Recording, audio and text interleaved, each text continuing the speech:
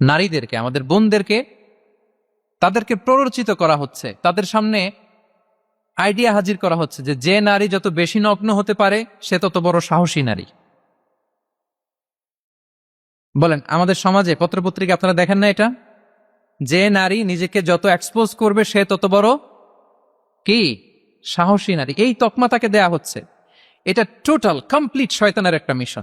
শয়তানের প্রথম মিশন হচ্ছে বনি আদমকে বিবস্ত্র করা। কি করা?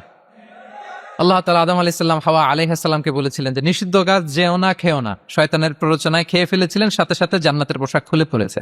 তার মানে শয়তানের প্রথম মিশন হচ্ছে মানুষকে কি করা? নগ্ন করা। মানুষকে কি করা? নগ্ন করা। তাহলে আমাদের বোনদেরকে এমন ভাবে তাদের সামনে উপস্থাপন করা হচ্ছে, প্ররোচিত করা হচ্ছে এবং বলা হচ্ছে নগ্নতার পথে যে বেশি হাঁটে সে নাকি তত সাহসী নারী। নাউযুবিল্লাহি মিন যালিক।